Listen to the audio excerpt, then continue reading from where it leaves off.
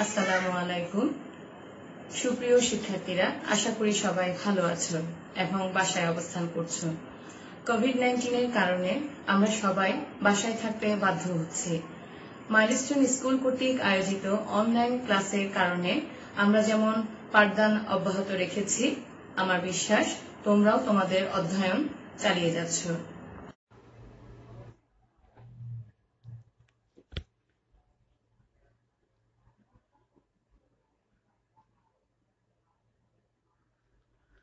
সুপ্রিয় অষ্টম শ্রেণীর শিক্ষার্থীরা, আজকের এই আলোচনায় তোমাদের সাথে আছি আমি Rahela Akter, milestone school and college sector 6 এর একজন সিনিয়র শিক্ষক। আমরা ইতিমধ্যেই তৃতীয় অধ্যায় সম্পর্কে আলোচনা শেষ করেছি। আমার বিশ্বাস তোমরা প্রত্যেকেই প্রতিটি ক্লাস দেখেছো এবং প্রতিটি ক্লাসই তোমাদের অনেক কাজে এসেছে। তৃতীয় অধ্যায় থেকে কয়েকটি প্রশ্ন তোমাদের জন্য রাখছি। তোমাদের জন্য প্রথম প্রশ্ন, সাংস্কৃতিক ব্যাপ্তি বলতে কি বুঝো? আমরা জানি অনেক লম্বা একটা সময় ধরে যখন দুটি সমাজের সংস্কৃতি একে অপরের সংস্পর্শে আসে তখন একে অপরকে প্রভাবিত করে এবং এই কাছে আসা যত বেশি দীর্ঘস্থায়ী হবে সংস্কৃতির আদান প্রদান তত বেশি হবে। এর মাধ্যমে একে অপরের সংস্কৃতি কিছু অংশ গ্রহণ করে। সংস্কৃতির এই চলমান গতিধারা এবং এক সমাজ থেকে আরেক সমাজে সংস্কৃতির প্রসার লাভকে সাংস্কৃতিক ব্যাপ্তি বলে। দ্বিতীয় প্রশ্ন, সংস্কৃতায়ন বলতে কি বুঝো? নিজ সংস্কৃতিকে অক্ষুণ্ণ রেখে অন্য কোনো সাংস্কৃতিক উপাদানকে নিজ সংস্কৃতির সাথে আত্মস্থ করার প্রক্রিয়াকে সংস্কৃতায়ন বলে। উদাহরণ হিসাবে আমরা দিতে পারি, ইংরেজরা প্রায় 200 বৎসর আমাদের শাসক ছিল বলে অনেক ইংরেজি শব্দ আমাদের ভাষায় মিশে গেছে। 3 নম্বর প্রশ্ন, সাংস্কৃতিক আত্মীকরণ বলতে কি বুঝো? আত্মীকরণ হচ্ছে এমন একটি প্রক্রিয়া যে প্রক্রিয়ার মাধ্যমে সংশ্লিষ্ট ব্যক্তি এবং গোষ্ঠী অন্যের সংস্কৃতিকে আয়ত্ত করে। উদাহরণ হিসেবে আমরা দিতে পারি, জীবিকার প্রয়োজনে, বৈবাহিক কারণে অথবা অন্য যে কোনো কারণে নিজ এলাকা থেকে স্থানান্তর হলে মানুষ ওই এলাকার সংস্কৃতির সাথে নিজেকে আত্মীকরণ করতে চেষ্টা করে। আমাদের সর্বশেষ প্রশ্ন, সাংস্কৃতিক আদর্শ বলতে কি বুঝো? আমরা জানি প্রত্যেকটি দেশ বা সমাজের রয়েছে নিজস্ব একটা সাংস্কৃতিক আদর্শ। সাংস্কৃতিক আদর্শ বলতে কোনো দেশ বা সমাজের মানুষের সংস্কৃতির ধরনকে বোঝায়, যেমন আচার আচরণ, খাদ্য, পোশাক, বিশ্বাস, ধর্মবিশ্বাস, লোককাহিনী, সঙ্গীত, লোককলা ইত্যাদি। আজকের আলোচ্য বিষয় অষ্টম শ্রেণীর বাংলাদেশ ও বিশ্ব পরিচয় এর তৃতীয় অধ্যায়, বাংলাদেশের সাংস্কৃতিক পরিবর্তন ও উন্নয়ন। যারা এই ক্লাসটি দেখছো তারা মূলত আজকের এই আলোচনা থেকে তৃতীয় অধ্যায়ের অনুশীলনীর বহু নির্বাচনী প্রশ্ন ও এর সমাধান সম্পর্কে জানতে পারবে এবং অনুশীলনীতে যে সৃজনশীল প্রশ্নগুলো দেয়া আছে তার সমাধান জানতে পারবে। প্রথমেই আমরা বহু নির্বাচনী প্রশ্ন দেখব। আমাদের প্রথম প্রশ্ন, পূর্বের যানবাহন গরুর গাড়ির পরিবর্তে বর্তমানে মোটর গাড়ির ব্যবহার, এটিকে কি বলে? অপশন হচ্ছে সামাজিক পরিবর্তন, সংস্কৃতায়ন, সাংস্কৃতিক আত্মীকরণ, সাংস্কৃতিক পরিবর্তন। উত্তর হচ্ছে সাংস্কৃতিক পরিবর্তন। বাঙালিরা ইংরেজ শাসকের অধীনে থাকায় অনেক ইংরেজি শব্দ বাংলায় মিশে আছে, এটিকে কি বলে? অপশন হচ্ছে সাংস্কৃতিক আদর্শ, সাংস্কৃতিক ব্যাপ্তি, সংস্কৃতায়ন, সাংস্কৃতিক আত্মীকরণ এবং এর উত্তর হলো সংস্কৃতায়ন।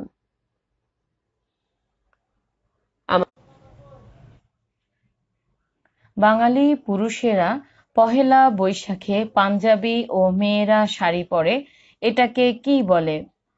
সাংস্কৃতিক আত্মীকরণ, সাংস্কৃতিক আদর্শ, সাংস্কৃতিক ব্যাপ্তি, সংস্কৃতায়ন। এর উত্তর হচ্ছে খ, সাংস্কৃতিক আদর্শ। 4, নিচের কোনটি শিক্ষার সাংস্কৃতিক উন্নয়নের ফল? ক, ক শ্রেণীকক্ষে স্পিকার ব্যবহার, খ শ্রেণীকক্ষে শিক্ষার্থীদের দলগত কাজ করা, গ শিক্ষার্থীর বাড়ির কাজ প্রদর্শন, ঘ শিক্ষার্থীর মুখস্থ পড়া। উত্তর ক শ্রেণীকক্ষে স্পিকার ব্যবহার। 5 কীর্তন গান রচনায় মুসলমান কবিগণও অংশগ্রহণ করেছিলেন, কেননা সুলতানি আমলে 1 হিন্দু মুসলমানদের সম্পর্ক ছিল ঘনিষ্ঠ, 2 শ্রী চৈতন্যের বৈষ্ণব ভাবধারার প্রভাব ছিল ব্যাপক, 3 এটি বাঙালির প্রথম সাহিত্যকর্ম ছিল। নিচের কোনটি সঠিক? কতে আছে 1, খতে আছে 1 ও 2, গতে 2 ও 3 এবং ঘতে 1 ও 3। এর উত্তর হচ্ছে খ 1 ও 2। নিচের অনুচ্ছেদটি পড়ে 6 ও 7 নম্বর প্রশ্নের উত্তর দাও। মনু মাঝি নৌকা বাইছে, নতুন ধানে ভরা তার নৌকা, মনের সুখে গলা ছেড়ে গাইছে বাংলার চিরপরিচিত একটি গান, মন মাঝি তোর বৈঠানে রে আমি আর বাইতে পারলাম না। 6 নম্বর প্রশ্ন, মনু মাঝি কোন ধরনের গান গাইছেন? অপশন হচ্ছে মুর্শিদি, ভাওয়াইয়া, বারোমাসা, বাউল। এর উত্তর হবে মুর্শিদি। আমাদের জন্য 7 নম্বর প্রশ্ন, মনু মাঝির গানের মধ্যে কোনটি বেশি প্রকাশ পেয়েছে? অপশন আধ্যাত্মিক সাধনা, নৈসর্গিক অবস্থা, নিজস্ব সাংস্কৃতিক ঐতিহ্য এবং সাহিত্য শিল্পের চর্চা। এর উত্তর হবে আধ্যাত্মিক সাধনা। আমরা ইতিমধ্যে বহু নির্বাচনী প্রশ্নগুলো দেখে নিয়েছি। আমরা দেখছি যে আমাদের অনুশীলনীতে 3টি সৃজনশীল প্রশ্ন আমাদের জন্য রাখা আছে। আমাদের জন্য প্রথম সৃজনশীল প্রশ্ন আমরা স্ক্রিনে দেখতে পাচ্ছি। আমরা জানি যে কোনো সৃজনশীল প্রশ্নের ক্ষেত্রে সবার আগে আমাদেরকে খুব মন দিয়ে অনুচ্ছেদটি পড়তে হবে, তারপর আমরা প্রশ্নের উত্তরে যাব। আমাদের জন্য 1 নম্বর সৃজনশীল প্রশ্নের অনুচ্ছেদটি হচ্ছে, আজমল সাহেব 5 বছর পর কাতার থেকে দেশে ফিরে তার ছেলে মেয়েদের পরিবর্তন দেখে বিস্মিত হলেন। তার মেয়ে ইন্টারনেট থেকে ঘরে বসেই নতুন নতুন তথ্য ও দেশ বিদেশের খবর জানছে। ছেলে ফেসবুকে বন্ধুদের সাথে যোগাযোগের পাশাপাশি অনেক গুরুত্বপূর্ণ তথ্য সংগ্রহ করছে। তার ছোট ভাই বিদেশ থেকে অনলাইনে টাকা পাঠাচ্ছে। বাড়ির অন্যান্য সদস্যদের জীবনযাপনেও পরিবর্তন লক্ষ্য করা যাচ্ছে। কাজে আমাদের অনুচ্ছেদটা থেকে আমরা দেখতে পাচ্ছি আজমল সাহেব 5 বছর পর দেশে ফিরে এসে তার পরিবারের প্রত্যেকটি সদস্যের মধ্যে অনেক ধরনের পরিবর্তন তিনি দেখতে পাচ্ছেন। এখন আমরা আমাদের প্রশ্নের উত্তরে যাব। তো প্রথম প্রশ্ন আমাদের জন্য, সামাজিক উন্নয়ন কি? এর উত্তরে আমরা লিখতে পারি, সমাজের মানুষের জীবনযাত্রার মানের কাঙ্ক্ষিত পরিবর্তনই হচ্ছে সামাজিক উন্নয়ন। খ অন্য সংস্কৃতির ধারা নিজ সংস্কৃতিতে আয়ত্ত করাকে কি বলে? তো আমরা জানি যেহেতু অনুধাবনমূলক প্রশ্ন, সেক্ষেত্রে আমাদেরকে অবশ্যই একটা জ্ঞানমূলক দিতে হবে। তো আমরা এক্ষেত্রে জ্ঞানমূলক হিসেবে দিতে পারি, অন্য সংস্কৃতির ধারা নিজ সংস্কৃতিতে আয়ত্ত করাকে সংস্কৃতায়ন বলে। আমাদের জ্ঞানমূলক শেষ, এবার আমরা ব্যাখ্যায় যাচ্ছি। নিজ সংস্কৃতিকে অক্ষুণ্ণ রেখে যখন অন্য সংস্কৃতিকে আমরা ধারণ করছি তাই হচ্ছে সংস্কৃতায়ন। আমাদের দেশ বহুবার বহিরাগত শাসক দ্বারা শাসিত হওয়ায় এখানে সংস্কৃতায়নটা প্রবল। ভিন্ন সংস্কৃতির সংস্পর্শই সংস্কৃতায়ন প্রক্রিয়ার কারণ বলে মনে করা হয়। যেমন উদাহরণ হিসাবে আমরা দিতে পারি, ইংরেজরা প্রায় 200 বছর আমাদের শাসক ছিল বলে আমাদের ভাষায় অনেক ইংরেজি শব্দ মিশে গেছে, এটাই হচ্ছে সংস্কৃতায়ন। এবার 3 নম্বর প্রশ্ন, আজমল সাহেবের পরিবারে কি ধরনের পরিবর্তন লক্ষ্য করা যায় ব্যাখ্যা করো। তো স্বাভাবিকভাবে আমরা এক্ষেত্রে একটা জ্ঞানমূলক হিসেবে দিতে পারি, আজমল সাহেবের পরিবারে সংস্কৃতির পরিবর্তন তথা তথ্য প্রযুক্তির ব্যবহার লক্ষ্য করা যাচ্ছে। এরপরে আমরা অনুধাবন এবং পরে ব্যাখ্যাতে চলে যাব। আমরা দেখতে পাচ্ছি উদ্দীপকে যে আজমল সাহেব 5 বছর পর কাতার থেকে দেশে ফিরে এসে দেখতে পাচ্ছেন তার ছেলে মেয়েদের মধ্যে অনেক পরিবর্তন। মেয়ে ইন্টারনেট থেকে ঘরে বসে নতুন নতুন তথ্য ও দেশ বিদেশের খবর জানছে। ছেলে ফেসবুকে বন্ধুদের সাথে যোগাযোগের পাশাপাশি অনেক গুরুত্বপূর্ণ তথ্য সংগ্রহ করছে। ছোট ভাই বিদেশ থেকে অনলাইনে টাকা পাঠাচ্ছে। বাড়ির অন্যান্য সদস্যদের জীবনযাপনে অনেক পরিবর্তন তিনি লক্ষ্য করলেন। পাশ্চাত্য সংস্কৃতির অনুসরণে আমাদের দেশে বিভিন্ন ব্যাংক, বীমা প্রতিষ্ঠান, হাসপাতাল, রেস্টুরেন্ট, হোটেল, প্রাইভেট বিশ্ববিদ্যালয়, বিভিন্ন বহুজাতিক কোম্পানি, আধুনিক বিপণী বিতান ইত্যাদি এখন অনেক বেশি বেড়ে গেছে। এগুলোকে ঘিরে এক ধরনের সাংস্কৃতিক পরিবেশ তৈরি হয়েছে এবং এটা অবশ্যই আমাদের সাংস্কৃতিক উন্নয়নকেই নির্দেশ করছে। আমরা যদি আমাদের শিক্ষাক্ষেত্রের দিকে তাকাই তাহলে আমরা দেখতে পাই যে শিক্ষার ক্ষেত্রে এখন মাল্টিমিডিয়া ব্যবহার করে শিক্ষাকে যুগোপযোগী করার চেষ্টা চলছে। আবার প্রচলিত ধারার সাথে পাশাপাশি রেখে আমরা দূরশিক্ষণের মাধ্যমে শিক্ষাকে মানুষের কাছে নিয়ে যাওয়ারও চেষ্টা করছি। আমাদের দেশে শিক্ষাক্ষেত্রে এ সমস্ত পরিবর্তন মূলত শিক্ষা সংস্কৃতিরই পরিবর্তন এবং এটাও শিক্ষার যে সাংস্কৃতিক উন্নয়ন সেটাকেই নির্দেশ করছে। বাংলাদেশে যে বিভিন্ন প্রচার মাধ্যম বা প্রাইভেট চ্যানেলগুলো প্রতিষ্ঠিত হয়েছে এগুলো সাংস্কৃতিক ক্ষেত্রে এক ধরনের বিপ্লব সাধন করেছে, যার মাধ্যমে সংস্কৃতির বিস্তার ঘটছে খুব দ্রুত এবং জনগণের মধ্যেও সচেতনতা বৃদ্ধি পাচ্ছে। এই যে মানুষের আচরণের মধ্যে যে কাঙ্ক্ষিত পরিবর্তন, এটাই কিন্তু সাংস্কৃতিক উন্নয়ন। আমরা সর্বশেষ প্রশ্নটা একটু দেখি। উদ্দীপকের বৈচিত্র্যগুলো সমাজ পরিবর্তনে ইতিবাচক ভূমিকা পালন করছে, এর সপক্ষে তোমার যুক্তি দাও। অর্থাৎ আমরা উদ্দীপকে যে পরিবর্তনগুলো দেখছি, যেমন মেয়ে ইন্টারনেটে থেকে ঘরে বসে নতুন নতুন তথ্য ও দেশ বিদেশের খবর জানছে, ছেলে বন্ধুদের সাথে যেমন যোগাযোগ করছে পাশাপাশি সে আবার তথ্য সংগ্রহ করছে, আর ছোট ভাই বিদেশ থেকে অনলাইনে টাকা পাঠাচ্ছে এবং অন্যান্য সদস্যদের মধ্যেও আচরণগত পরিবর্তন হচ্ছে। আমাকে এর ইতিবাচক দিকটি তুলে ধরতে হবে, অর্থাৎ পজিটিভ সাইডটা আমাকে তুলে ধরতে হবে। তো যথারীতি আমরা একটা জ্ঞানমূলক দিচ্ছি যে উদ্দীপকের বৈচিত্র্যগুলো সমাজ পরিবর্তনে ইতিবাচক ভূমিকা রাখছে। বর্তমানে বাংলাদেশের মানুষের জীবন আচরণ বা সংস্কৃতিতে ব্যাপক পরিবর্তন লক্ষ্য করা যাচ্ছে এবং এটি হচ্ছে সাংস্কৃতিক পরিবর্তন। এই পরিবর্তনের মধ্যে পাশ্চাত্য সংস্কৃতির প্রভাবটা একটু বেশি লক্ষ্য করা যায়।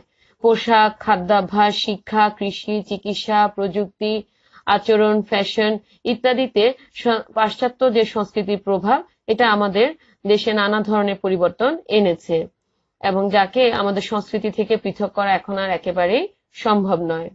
ইদানিং বিভিন্ন উৎসব, বর্ষবরণ, মেলা ইত্যাদির আধিক্য ও বিভিন্ন লোকসামগ্রীর সম্ভার দেখে এই পরিবর্তন আমাদের খুব চোখে পড়ে।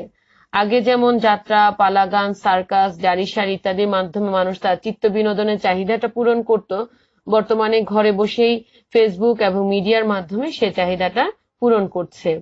বিজ্ঞান এবং প্রযুক্তির উন্নয়ন সাংস্কৃতিক পরিবর্তনকে অনেক ত্বরান্বিত করেছে।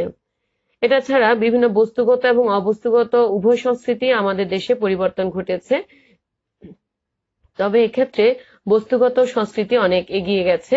যেমন যত দ্রুত আমরা ফ্রিজ, টেলিভিশন গ্রহণ করছি তত দ্রুত অন্য দেশের ধ্যান ধারণা, দৃষ্টিভঙ্গি ও বিলাস সামগ্রী গ্রহণ করতে পারি না। আমাদের পারিবারিক ব্যবস্থায় কিন্তু অনেক পরিবর্তন ঘটেছে। পূর্বে যেখানে যৌথ পরিবারের সংখ্যা অনেক বেশি ছিল, এখন সেই যৌথ পরিবারগুলো ভেঙে একক পরিবার গঠিত হয়েছে।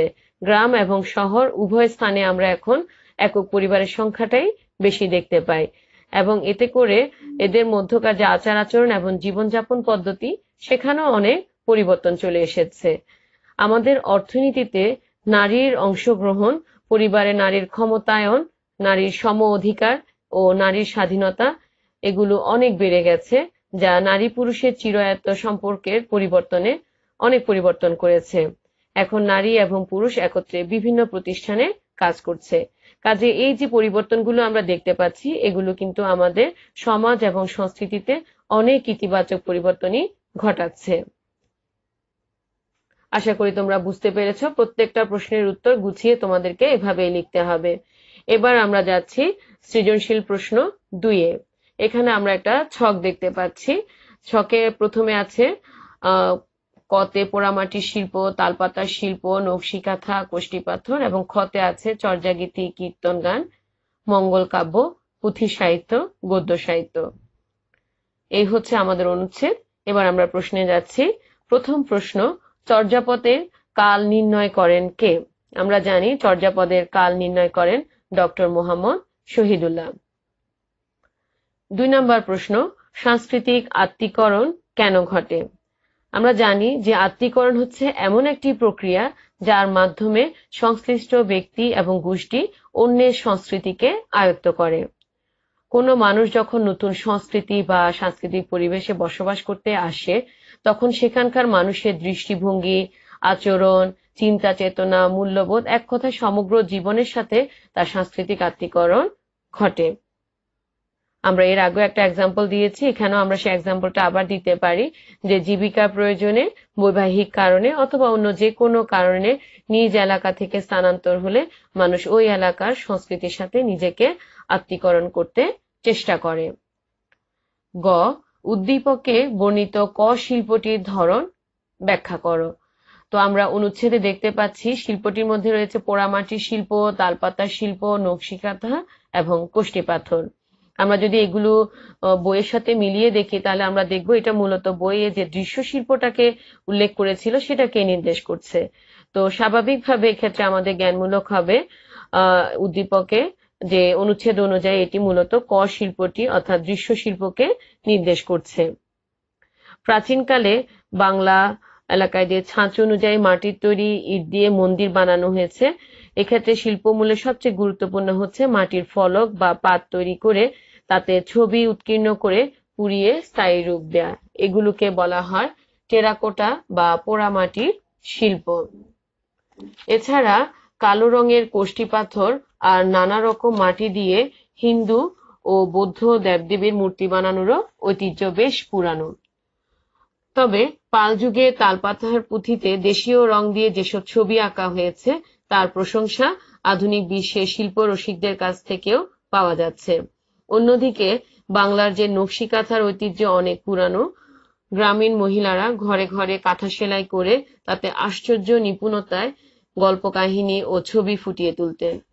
এখনো সমাজের দরিদ্র নারীরা এই শিল্পটিকে টিকিয়ে রেখেছেন। উদ্দীপকে ক শিল্পের উপাদান হিসাবে পোড়ামাটির শিল্প, তালপাতা শিল্প, নকশি কাঁথা ও কষ্টি পাথরের নাম উল্লেখ করা হয়েছে। যেহেতু এগুলো দৃশ্য শিল্পের অন্তর্ভুক্ত, কাজে ক শিল্পটি মূলত দৃশ্য শিল্পকেই নির্দেশ করছে। এখানে মাথায় রাখতে হবে আমরা যখন ক শিল্পটিকে ব্যাখ্যা করব তখন অবশ্যই 4টা জিনিস আমাদেরকে ব্যাখ্যা দিয়ে তারপর শেষ করতে হবে। কোন 4টা জিনিস? পোড়ামাটির শিল্প, তালপাতার শিল্প, নকশি কাঁথা এবং কষ্টি পাথর। এগুলোকে আমরা অবশ্যই আমাদের আলোচনায় অন্তর্ভুক্ত করব। এবার আমরা সর্বশেষ প্রশ্নটিতে যাচ্ছি। বাঙালির সংস্কৃতির বিকাশে খ শিল্পটির গুরুত্ব অপরিসীম, বিশ্লেষণ করো। আমরা যথারীতি জানি যে জ্ঞানমূলকে আসবে খ শিল্পটি আসলে কোন শিল্পকে নির্দেশ করছে। তাহলে আমরা জানি খ শিল্পটি মূলত সাহিত্য শিল্পকে নির্দেশ করছে। তাহলে আমরা লিখতে পারি যে উদ্দীপক অনুযায়ী খ শিল্পটি হচ্ছে সাহিত্য শিল্প, যেটা আমাদের সংস্কৃতির বিকাশে অত্যন্ত গুরুত্বপূর্ণ ভূমিকা পালন করছে। তাহলে আমাদেরকে এখানে ব্যাখ্যা করতে হবে খ শিল্পের মধ্যে চর্যাগীতি, কীর্তন গান, মঙ্গল কাব্য, পুঁথির সাহিত্য এবং গদ্য সাহিত্য। আমরা জানি যে বাঙালির প্রথম যে সাহিত্যকর্মের সন্ধান পাওয়া যায় তাই হচ্ছে চর্যাপদ। পণ্ডিত হরপ্রসাদ শাস্ত্রী প্রথম নেপালের রাজদরবার থেকে এগুলো আবিষ্কার করেন। পরে ভাষাবিদ ডক্টর মোহাম্মদ শহীদুল্লাহ চর্যাপদের কাল নির্ণয় করেন এবং গবেষণা করে জানা যায় যে প্রায় 1200 বছর আগে বৌদ্ধ সাধকেরা এগুলো লিখেছেন। আমরা যদি দেখি যে সুলতানি আমলে শ্রী চৈতন্যের বৈষ্ণব ভাবধারার প্রভাবে বাংলায় কীর্তন গান রচনার জোয়ার আসে। শ্রীকৃষ্ণ ও রাধার কাহিনী নিয়ে এসব আবেগপূর্ণ গান রচিত হয়েছে। এগুলো বৈষ্ণব পদাবলী নামেও পরিচিত। বৈষ্ণব সমাজ ব্যবস্থায় হিন্দু মুসলমানে এতই ঘনিষ্ঠ ভাব ছিল যে অনেক মুসলমান কবিও পদাবলী রচনা করেছেন। এবার আমরা আসি মঙ্গল কাব্যে। দেশীয় দেবদেবীকে নিয়ে নানা কাব্য কাহিনী রচিত হয়েছে একসময়, এগুলো মঙ্গল কাব্য নামে পরিচিত। মুকুন্দরামের চণ্ডীমঙ্গল, ঘনরামের ধর্মমঙ্গল, বিজয়গুপ্তের মনসা মঙ্গল এক্ষেত্রে বিশেষ উল্লেখের দাবি রাখে। এছাড়া ভারতচন্দ্রের অন্নদামঙ্গল সেকালের বাংলার সমাজচিত্রের পরিচয় পাওয়া যায়। আমরা এবার পুঁথি সাহিত্য সম্পর্কে কিছু বলতে পারি যে মুসলমান সমাজে পুঁথি সাহিত্যের ব্যাপক কদর ছিল। পারস্য থেকে পাওয়া নানা কল্পকাহিনী এবং রোমান্টিক আখ্যান নিয়ে এগুলো রচিত হতো। সেকালে বাড়ি বাড়ি পুঁথি পাঠের আসর বসত, আবার পুঁথি নকল করে সংরক্ষণও করা হতো। ইউসুফ জুলেখা, লাইলি মজনু, সাইফুল মুলক, বদিউজ্জামাল, জঙ্গনামা ইত্যাদি বিখ্যাত সব পুঁথির নাম। আলাউল রচিত পদ্মাবতী বাংলা সাহিত্যের ইতিহাসে বিশেষভাবে আলোচিত। আর আমাদের বাকি রইল গদ্য সাহিত্য। ইংরেজ আমলে 19 শতকে আমাদের দেশে বাংলা গদ্যের সূচনা হয়। ঈশ্বরচন্দ্র বিদ্যাসাগর আধুনিক বাংলা সাহিত্যের ভিত গড়েছেন। বঙ্কিমচন্দ্র ও সমসাময়িক সাহিত্যিকরা যার উপর সৌধ তুলেছেন, আর রবীন্দ্রনাথ ঠাকুর তাকে শোভন ও সুন্দর করে পূর্ণতা দিয়েছেন। কাজী নজরুল ইসলাম, মাইকেল মধুসূদন দত্ত, মীর মোশাররফ হোসেন, দীনবন্ধু মিত্র প্রমুখ আধুনিক বাংলা সাহিত্যের বিকাশে অনেক ভূমিকা রেখেছেন। কাজে দেখতেই পাচ্ছ, আমরা যখন আলোচনা করছিলাম তখন আমরা প্রত্যেকটা বিষয়কে নিয়ে একটু একটু করে ব্যাখ্যা করেছি। চর্যাগীতি, কীর্তন গান, মঙ্গল কাব্য, পুঁথি সাহিত্য, গদ্য সাহিত্য। আলোচনায় অবশ্যই তোমার এই জিনিসগুলো থাকতে হবে। কাজে আমরা পুরো আলোচনার প্রেক্ষিতে বলতে পারি যে সাহিত্য শিল্প বাঙালি সংস্কৃতির অবিচ্ছেদ্য একটা অংশ এবং ধীরে ধীরে তা বিকশিত হয়েছে। তাই বাঙালি সংস্কৃতির বিকাশে সাহিত্য শিল্পের গুরুত্ব অপরিসীম। আশা করি উত্তরটা তোমরা পেয়েছো। এবার আমরা চলে যাচ্ছি আমাদের পরবর্তী সৃজনশীল প্রশ্নে। আমরা এই সৃজনশীল প্রশ্নে ছবিতে কিছু দেখতে পাচ্ছি নকশি কাঁথা, বাঁশ ও বেতের কাজ, চিত্রে বাঙালি সংস্কৃতি এবং শিল্পকলা নিদর্শনটা তুলে ধরা হয়েছে। এটাই আমাদের অনুচ্ছেদ। এই অনুচ্ছেদ অনুযায়ী আমাদেরকে প্রশ্নগুলোর উত্তর দিতে হবে। আমাদের জন্য প্রথম প্রশ্ন, টেরাকোটা কি? আমরা জানি মাটির ফলক বা পাত তৈরি করে তাতে ছবি উৎকীর্ণ করে পুড়িয়ে স্থায়ী রূপ দেওয়াটাই হচ্ছে টেরাকোটা বা পোড়া মাটির শিল্প। আমাদের 2 নম্বর প্রশ্ন, পাল যুগে তালপাতায় আঁকা ছবিগুলো এখনো ঝকঝকে রয়েছে কেন? এর উত্তর হচ্ছে, পাল যুগে তালপাতায় আঁকা ছবিগুলো দেশীয় রং দিয়ে আঁকা হতো, আর এ কারণে 1000 বছর পরেও ছবিগুলো চমৎকার ঝকঝকে রয়েছে। এই ছবিগুলোর প্রশংসা আধুনিক কালের বিশ্বের শিল্প রসিকদের কাছ থেকেও পাওয়া যায়। পুঁথিগুলো ছিল মূলত বৌদ্ধ ধর্মশাস্ত্রের। আমাদের 3 নম্বর প্রশ্ন, উদ্দীপকে বাংলার কোন শিল্পের বৈশিষ্ট্য ফুটে উঠেছে বর্ণনা করো। উদ্দীপকে আমরা কি দেখতে পাচ্ছি? নকশি কাঁথা, বাঁশ ও কাঠের কাজ, বেতের কাজ, এগুলো আমরা দেখতে পাচ্ছি। কাজে আমাদেরকে মূলত ওই শিল্পটাকে তুলে ধরতে হবে 3 নম্বর প্রশ্নে। তো আমরা বলতে পারি উদ্দীপকে বাংলার নকশি কাঁথা এবং কাঠ ও বাঁশের কাজ বা কারুশিল্পের বৈশিষ্ট্য ফুটে উঠেছে। কাঠ ও বাঁশের কাজ কারুশিল্পে প্রাচীনকাল থেকে বাঙালিরা অনেক দক্ষতার পরিচয় দিয়েছে। কাঠের কাজ বা কারুশিল্প, শঙ্খের কাজ, বাঁশ, বেত ও শোলার কাজেও বাংলার মানুষ যেমন দক্ষতা দেখিয়েছে, তেমনি তাদের সৃজনশীল মনেরও অনেক প্রকাশ ঘটিয়েছে। উদ্দীপকের শিল্প আমাদের বাঙালি সংস্কৃতিকে অনেক সমৃদ্ধ করেছে। ফলে আমরা আমাদের নিজেদের সমৃদ্ধ সংস্কৃতির অধিকারী একটি প্রাচীন জাতি হিসেবে নিজেদেরকে পরিচয় দিতে পারছি। এইসব সৃষ্টিশীল কাজ সংস্কৃতির বিচারে বিশেষ গুরুত্বপূর্ণ। এগুলো আমাদের বাঙালি সমাজ জীবনের ছবিকে প্রকাশ করছে। আমাদের সমাজের নারীরা এখনো এই সমস্ত শিল্পকর্মগুলোকে টিকিয়ে রেখেছে। আমাদের জন্য সর্বশেষ প্রশ্ন, উদ্দীপকের শিল্পকর্ম এখনো টিকিয়ে রাখার ক্ষেত্রে বাংলার নারীদের অবদান মূল্যায়ন করো। আমরা একটু আগে কিন্তু এ ধরনেরই একটি কথা বলছিলাম যে এই শিল্পগুলো টিকিয়ে রাখার ক্ষেত্রে আমাদের নারীদের অবদান অনেক বেশি। তো ঘতে এটা আমাদেরকে বিশেষ করে নারীদের অবদানটাকে তুলে ধরতে হবে। আমরা আলোচনায় যাচ্ছি। এক্ষেত্রে আমরা জ্ঞানমূলক হিসেবে দিতে পারি, নকশি কাঁথা এবং কারুশিল্প কার্যটি বাংলায় প্রাচীনকাল থেকে সমাদৃত। বাংলার নারীরা তাদের মেধা মনন দিয়ে আজও এই শিল্পটিকে টিকিয়ে রেখেছে। নকশি কাঁথা শিল্পের সাথে বাংলার মানুষ অনেক আগে থেকে পরিচিত। প্রাচীন বাংলার গ্রামীণ মহিলারা ঘরে ঘরে কাঁথা সেলাই করে তাতে আশ্চর্য নিপুণতায় গল্প, কাহিনী ও ছবি ফুটিয়ে তুলতেন। আজও গ্রাম বাংলার ঘরে গেলে আমরা দেখতে পাবো মহিলারা নকশি কাঁথা শিল্পকর্মের মাধ্যমে তাদের জীবিকা নির্বাহ করছে। বর্ষাকালে এই নকশি কাঁথা তৈরির কাজটা বেড়ে যায়। কারুশিল্পে নারীদের অবদান পুরুষের তুলনায় কম হলেও গ্রাম বাংলায় নারীরা পুরুষের পাশাপাশি এই শিল্পে কাজ করে যাচ্ছে। বাঁশ বেতের তৈরি বিভিন্ন শিল্পকর্ম যা আমাদের নিত্য প্রয়োজনীয় অনেক কাজে লাগে এমন জিনিস নারীরা তৈরি করছে। এই শিল্পটি একসময় প্রসিদ্ধ হলেও আজকাল বাঁশ বেতের ব্যবহার অনেক কমে গেছে। তবুও সব বাধা উপেক্ষা করে আজকের গ্রাম বাংলার নারীরা তাদের মেধার সবটুকু উজাড় করে দিয়ে এই শিল্পের বিকাশ ঘটানোর জন্য চেষ্টা করে যাচ্ছে। কাজেই উদ্দীপকের শিল্পকর্ম এখন পর্যন্ত টিকিয়ে রাখার ক্ষেত্রে নারীদের অবদান অপরিসীম। তোমরা সৃজনশীল 3 এর প্রশ্নের যে প্রশ্নগুলো আছে সবগুলোর উত্তর আশা করি পেয়েছো। শিক্ষার্থীরা যারা আজকের এই আলোচনাটি দেখলে, এখানে আমরা মূলত তৃতীয় অধ্যায়ের অনুশীলনীর বহু নির্বাচনী প্রশ্নের উত্তর দিতে চেষ্টা করেছি। পাশাপাশি অনুশীলনীতে যে 3টা সৃজনশীল প্রশ্ন ছিল, আমরা সেই 3টি সৃজনশীল প্রশ্ন বিস্তারিত তোমাদের সাথে আলোচনা করলাম। পরবর্তী ক্লাসের জন্য শ্রেণীর কাজ 28 হিসাবে তোমাদের জন্য রইল সৃজনশীল প্রশ্ন 1 এবং 2। 1 এবং 2 এর খ অর্থাৎ অনুধাবন প্রশ্ন তোমরা লিখে নিয়ে আসবে এটার উত্তর, এবং অবশ্যই উপরে শ্রেণীর কাজ 28 হিসেবে লিখে এই দুটি প্রশ্ন 1 এর খ এবং 2 এর খ তোমরা তোমাদের বিষয় শিক্ষকের কাছে নির্দিষ্ট সময়ের মধ্যে জমা দিবে। শিক্ষার্থীরা আজকের আলোচনা এতটুকুই।